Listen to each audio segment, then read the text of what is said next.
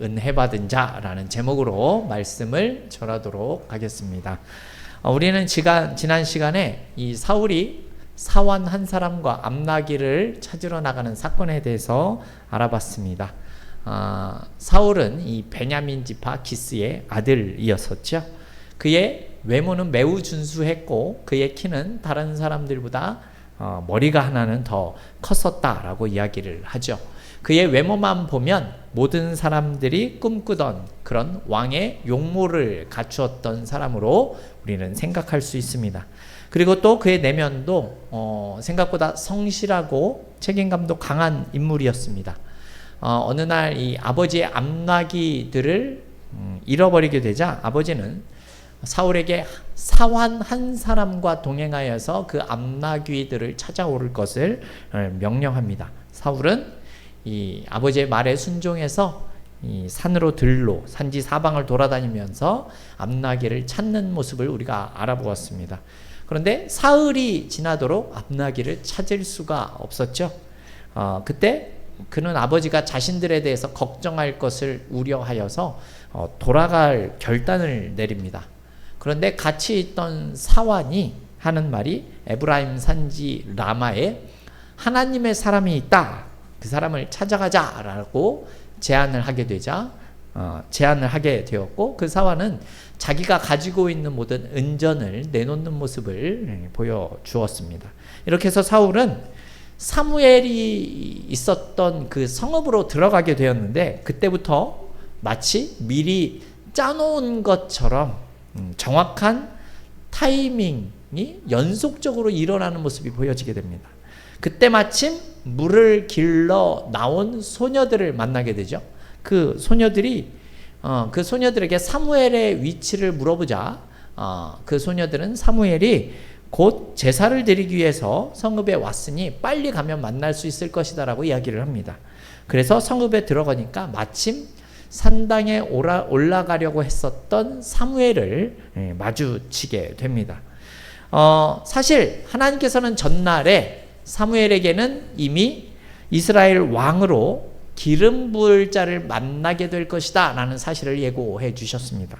그래서 사무엘은 자신이 마주친 이 청년이 하나님께서 말씀하신 기름 부어야 할 사람임을 알아보게 됩니다. 하지만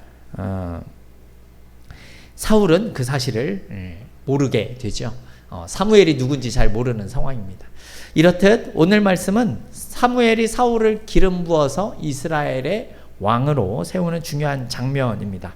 먼저 18절과 19절에 있는 내용을 보게 되면 사울과 사환은 이 소녀들이 말한 것처럼 그 시간에 찾아가자 이 사무엘을 만났음에도 사무엘이 누군지 단번에 알아채지 못합니다. 그래서 사무엘에게 선견자의 집이 어디입니까? 라고 물어보게 되죠. 그렇지만 반면에 사울을 알아봤었던 사무엘은 자신이 바로 그 선견자다라고 이야기를 하며 식사 자리로 사울을 초대하는 모습이 보여집니다. 근데 이 말씀을 보게 되면 너는 내 앞서 산당으로 올라가라 라는 말을 사무엘이 사울에게 하게 되는데요.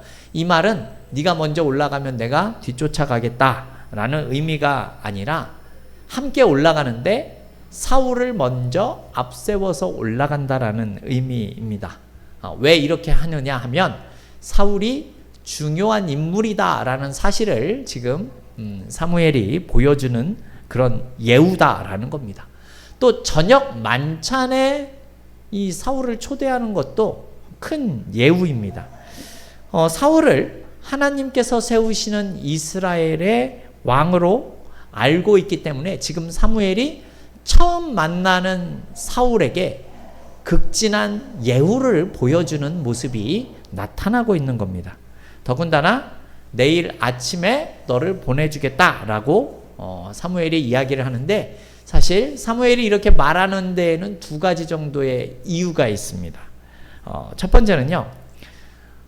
사울이 사환과 함께 사흘 동안 밤낮 없이 암나기들을 찾으러 다녔다면 여러분 얼마나 피곤하고 노곤했겠습니까? 좋은 호텔에서 머물며 살아갔던 것이 아니죠. 여러 가지 산지를 다니면서 암나귀들을 찾으러 다녔었던 그들의 몰골이 좋지 않아 보였을 겁니다. 그러니까 편히 하룻밤 쉬라라는 의미입니다. 그리고 사울에게 또 중요한 소명의 이야기를 나누기 위해서 그렇다라는 것이죠. 그래서 사무엘은 사울의 걱정을 좀 덜어주기 위해서 세 가지 중요한 말을 전하게 됩니다. 첫 번째로 이 사무엘이 사울에게 하는 말은요, 사울의 최대 관심사였었던 암나귀들의 행방에 대해서 이야기를 합니다. 사울에게 네 마음에 있는 것을 얘기해봐라 라고 사무엘이 말을 하죠. 그러자 사울은 암나귀의 행방을 묻게 되었고, 사무엘이 하는 말은 암나귀 이미 찾았다 이렇게 이야기를 해주고 있습니다.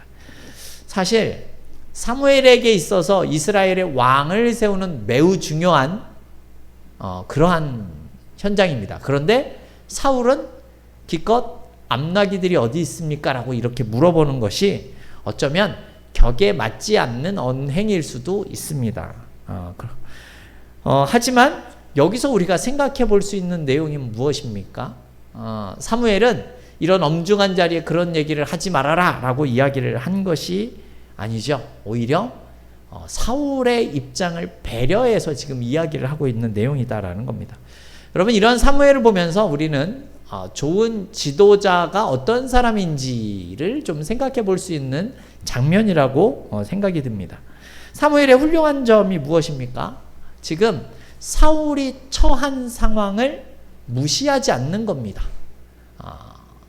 사울이 지금 어떤 문제를 갖고 있는지에 대해서 무시하지 않고 먼저 그것을 해결해 주면서 이미 암나귀를 찾았으니 걱정하지 말아라 라는 식으로 평안하게 해주었다라는 것이죠.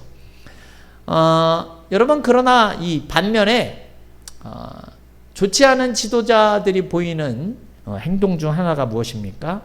상대방을 배려할 줄 모르는 모습이 있는 것 또한 사실이기도 합니다. 그냥 상대방이 어떤 상황이고 무슨 생각을 하는지 전혀 관심 없이 자기가 원하는 것만 이야기하는 지도자들이 있기도 합니다. 그런 지도자가 있으면 지금 당장은 모르겠지만 계속해서 무엇인가 문제가 생기기 시작을 하게 되죠. 다른 사람에 대한 일체의 배려가 없는 행동과 판단은 상대방의 말을 힘들게 하고 자신이 하는 일에 당장은 괜찮지만 결국은 차질을 빚는 일들이 발생하기 때문에 그렇습니다. 사실 여러분, 이 회사와 같은 곳은 어쩌면 좋은 결과가 나오는 과정에서 어떤 배려 없는 모습이 나오더라도 사실 넘어갈 수 있는 모습이 있기도 합니다. 왜냐하면 좋은 결과가 나오면 그럴 수 있는 것이죠. 하지만 여러분, 교회는 다른 곳이죠. 여러분, 일방적인 이러한 모습만 나오게 된다면 이 교회라는 공동체 안에는 마음의 상처가 생기는 그런 성도들이 생길 수 있고, 공동체 안에서 성도들의 마음의 문이 닫히는 그런 모습이 생길 수도 있음을 우리는 기억할 필요가 있다라는 겁니다. 그래서 여러분, 교회 공동체는 상대방의 마음을 배려할 줄 아는 모습이 매우 중요합니다. 그런데 이 모습을 누가 먼저 해야 합니까? 영적인 성숙을 가진 사람이 먼저 보여야 하는 행동입니다. 무엇인가를 잘 알고 많이 알고 있기 때문에 본인이 원하는 것을 요구하고 강요하는 것이 아니라 연약한 사람들의 생각이나 입장을 생각해보고 이야기할 줄 알아야 한다라는 겁니다. 그래서 저와 여러분이 우리가 속한 사회와 우리가 속한 이 교회 공동체 안에서 사무엘과 같이 상대방의 입장에 대해서 생각해주고 배려할 줄 아는 지혜롭고 성숙한 이런 지도자와 같은 모습을 잘 수행하는 모습이 있기를 원합니다. 자, 두 번째, 사무엘은요, 사울에게 이러한 이야기를 하죠. 무엇입니까? 이스라엘의 왕이 될 것이다 라는 말을 전하게 됩니다. 20절을 보게 되면 사무엘은 사울을 온 이스라엘에 사모하는 자라는 이러한 표현을 사용합니다. 이 말은 어떤 뜻이겠습니까? 이스라엘 백성들이 기대하는 왕의 모습을 가지고 있는 자다라는 뜻으로 하는 말입니다. 여러분 이 말에 사울이 얼마나 놀랐습니까? 지금 사울은 암낙이 찾으러 사무엘 만나러 온 겁니다. 그런데 이 사무엘이 하는 말이 암낙이는 찾았고 너는 이스라엘의 왕이 될 거다라고 얘기를 하는 것이죠. 우리 오늘 본문 21절 말씀인데요. 우리 21절 말씀 같이 한번 읽어보겠습니다. 사울이 대답하여 이르되 나는 이스라엘 지파의 가장 작은 지파 베냐민 사람이 아니니까 또 나의 가족은 베냐민 지파 모든 가족 중에 가장 미약하지 아니하나이까 당신이 어찌하여 내게 이같이 말씀하시나이까 하니. 아멘. 지금 사울이 하는 말은 나는 그러한 왕이 될 만한 자격이 없는 사람입니다. 이렇게 이야기를 합니다. 그 이유를 두 가지로 이야기하죠. 첫째, 본인은 이스라엘 가장 작은 지파 베냐민 지파의 사람이다 라는 겁니다. 앞서 말씀을 드렸듯이 사울이 속한 베냐민 지파는 사실 이스라엘의 막내 지파입니다. 민수기에서 첫 인구조사를 했을 때 베냐민 지파는 35,400명이었습니다. 이 숫자는요, 이스라엘 12지파 중에 므낫세 이 32,200명에 이어서 두 번째로 적은 숫자입니다. 그런데 여러분 두 번째 인구조사 때 어떻게 되는 줄 아십니까? 45,600명으로 베냐민 지파가 증가하게 됩니다. 12지파 중에 이제 7째로 많은 인구를 가진 지파가 되었다라는 겁니다. 불과 40년 만에 자손들이 엄청나게 늘어나는 큰 축복을 받은 것이 바로 베냐민 지파다라는 것이죠. 그런데 이러한 베냐민 지파가 한순간에 몰락을 하죠. 언제 몰락을 합니까? 사사기 19장 지난주에도 잠시 말씀을 드렸죠. 한 레위인의 이 첩을 윤간하고 살해한 기브야의 불량배들이 속한 지파가 베냐민 지파였습니다. 그렇죠? 이때 불량배들을 내어놓아라 라고 다른 지파들이 요구했지만 다른 지파들의 명령을 듣지 않고 베냐민 지파는 계속해서 그들을 감싸게 되죠. 여러분 그 모습이 어떤 것을 뜻합니까? 베냐민 지파가 이미 범죄자들을 감쌀 만큼 타락한 모습을 가졌다라는 그런 뜻입니다. 결국 이 일로 다른 지파들과 전쟁을 벌이게 되지요. 결국 어떻게 됩니까?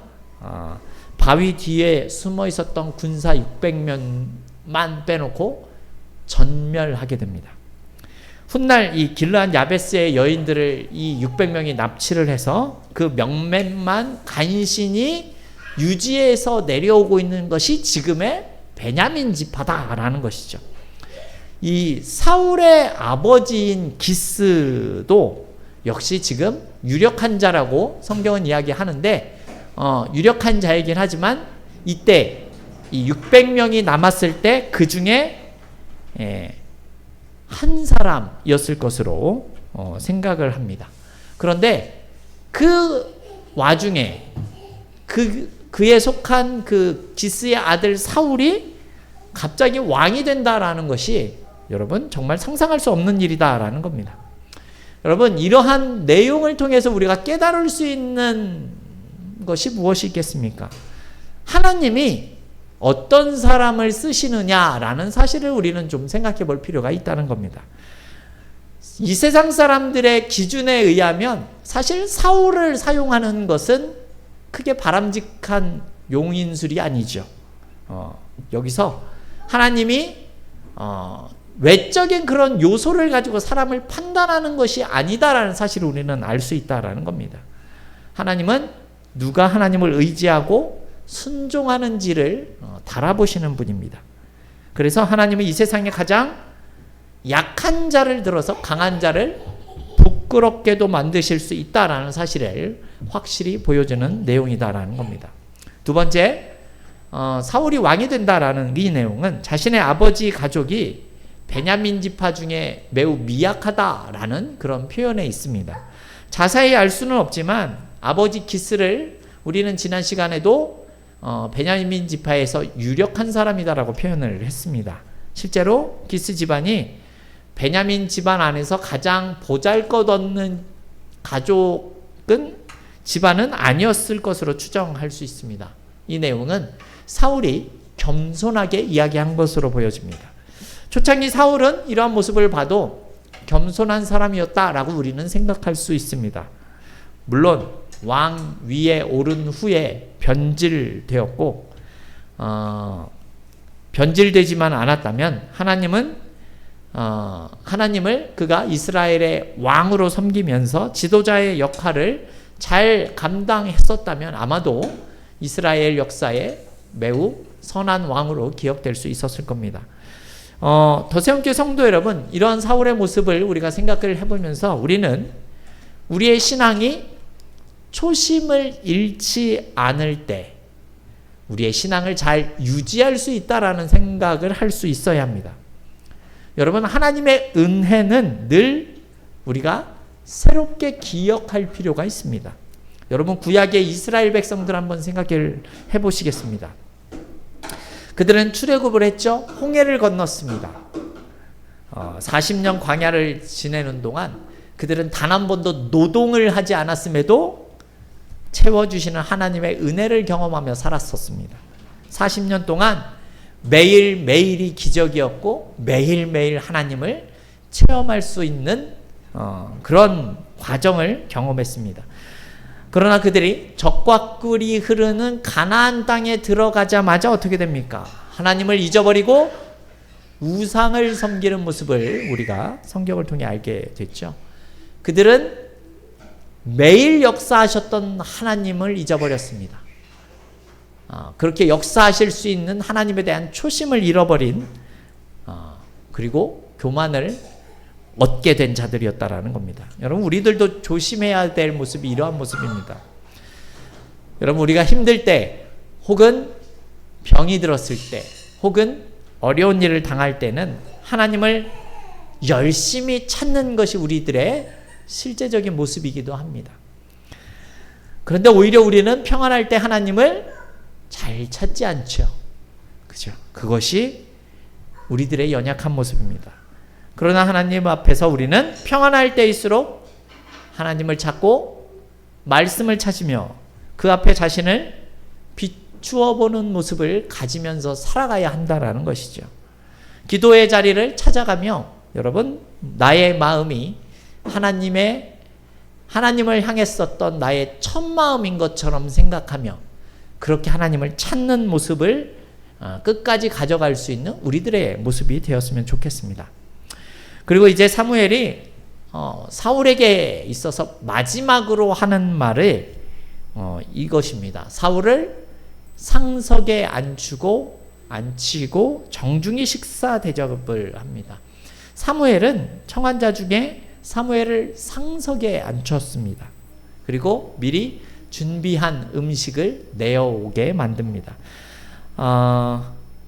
사무엘이요, 사실 이 왕이 될 사람을 만날 것을 알고 그것의 증인이 될 수 있는 사람 30명을 초대하고 음식을 미리 준비시켜 놨다라는 것이죠. 그때 요리한 사람이 넓적다리와 그 붙은 것을 가져왔다라는 표현이 오늘 본문에 나옵니다. 근데 여러분, 이 넓적다리는 사실 제사장의 몫입니다. 제사장은 넓적다리를 가져라 라고 성경은 이야기를 합니다. 그런데 사무엘이 그 넓적다리를 자신이 가지는 것이 아니라 사울에게 주게 됩니다. 사실 오른쪽 넓적다리인지 왼쪽 넓적다리인지 정확하지는 않습니다. 하지만 분명한 것은 사무엘이 사울을 상석에 앉은 것이고 제사장이 먹어야 할 그 몫을 내어주었다라는 것은 바로 사울이 이후에 이스라엘의 왕이 될 것이다라는 사실을 알고 그를 예우하고 있었던 것은 분명하다라는 겁니다. 여러분, 여기서 우리는 한 가지 더 생각하고 넘어가야 할 내용이 있습니다. 무엇인가 하면 사무엘의 태도가 그렇다라는 겁니다. 여러분, 지금 이스라엘의 지도자 역할을 하는 사람이 현재 누구입니까? 사무엘이죠. 사무엘. 그런데 여러분, 이스라엘의 왕이 될 사울이 등장했다라는 점을 여러분 한번 생각을 해보십시오. 이스라엘의 왕이 등장한다면 지금의 자신이 가진 기득권을 약화시킬 수 있는 존재가 누가 되는 겁니까? 사울이 될 수 있는 것 아니겠습니까? 여러분, 정치적으로 생각을 한다면 사실 사무엘은 사울에게 잘해줄 필요가 없습니다. 정적이기 때문에 그렇죠. 이 세상 누구도 자신의 정적을 좋아하는 사람은, 기뻐하는 사람은 없을 겁니다. 그런데 왕이 된 후에 사울을 보십시오. 다윗이 전혀 왕권에 대해서 관심이 없었음에도 불구하고 자신의 목숨을 바쳐 충성을 다하고 있었음에도 백성들이 다윗을 좋아하자 질투하여 그를 죽이려고 하는 모습을 우리는 성경을 통해서 알게 됩니다. 자기가 사무엘에게 받은 대접을 생각을 했다면 사실 사울은 이러한 모습을 보여서는 안 되는 사람인 겁니다. 그러나 사무엘은 하나님의 뜻을 이루기 위해서 자신이 할 수 있는 최고의 예우를 보여주고 자신의 기득권을 내려놓고 있습니다. 자신의 몫인 넓적다리까지 사울에게 양보하고 있습니다. 이런 모습을 보면서 여러분, 우리는 우리의 삶의 현장에서 자신의 이익보다 먼저 하나님의 뜻을 앞세우고 하나님의 원하시는 것들을 행할 수 있는 것이 얼마나 대단한 일이 될 수 있는지를 생각해 볼 수 있었으면 좋겠습니다. 우리가 이 사무엘과 같은 이러한 모습을 보일 수 있기를 원합니다. 그래서 식사 후에 사무엘은 이제 사울을 지붕으로 불러서 담화를 시작했다라고 합니다. 저녁 만찬이 끝나고 사무엘이 사울을 지붕으로 불러 올립니다. 그곳에서 담화를 시작합니다. 여러분, 이제 왕을 세우는 사무엘의 입장에서 이 하나님의 뜻을 사울에게 전하는 그 내용이 얼마나 많이 있었겠습니까? 얼마나 할 말이 많았겠습니까? 지금 이스라엘의 왕이 되는 의미, 어떻게 왕이 되면 어떻게 해야 하는지에 대해서 사무엘은 사울에게 많은 것을 가르쳐야 하는 시간이 된 겁니다. 내용은 이랬을 겁니다. 당신이 왕이 되더라도 하나님을 자신과 이스라엘의 왕으로 삼고 자신은 이스라엘의 지도자 역할을 잘 감당해야 합니다라는 그런 내용들을 전했을 것이고 아마 이 위에 많은 내용을 전했을 겁니다. 그리고는 이제 다음날 아침이 되죠. 우리 오늘 본문 26절과 27절 같이 한번 읽어보겠습니다. 26절, 27절입니다. 그들이 일찍이 일어날새 동틀 때쯤이라 사무엘이 지붕에서 사울을 불러 이르되 일어나라 내가 너를 보내리라 하매 사울이 일어나고 그 두 사람 사울과 사무엘이 함께 밖으로 나가서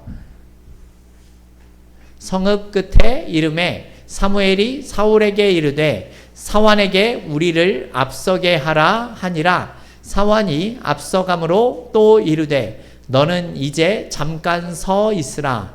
내가 하나님의 말씀을 내게 들려주리라 하더라. 아멘. 사무엘은요, 다음날 아침에 깨워서 그를 꿰어서 동행하는 사환을 앞서 보냅니다. 그리고 비밀리에 사울에게 기름을 붓고 하나님의 계시의 말씀을 들려주기 위해서 이런 일들을 행하게 됩니다. 그 자세한 내용은 우리가 이 다음 시간이 될 것 같은데요. 10장에서 설교하면서 다시 살펴보겠습니다. 이처럼 사무엘은 사원을 보내고 비밀리에 이러한 일들을 행하게 됩니다. 왜 비밀리에 이러한 일들을 사무엘이 행합니까? 여러분 생각을 해보십시오. 이스라엘의 왕을 선출하는 공식적인 절차를 밟기 이전에 이미 사울을 왕으로 택정했다라는 사실을 이스라엘 백성들에게 알려진다면 여러분 반발이 생기지 않겠습니까? 그렇죠? 그래서 그러한 사실을 고려한 것처럼 보여집니다. 더 세움교회 성도 여러분, 오늘 우리는 하나님의 사람을 찾아간 사울이 사무엘의 큰 환대를 받는 모습을 경험합니다.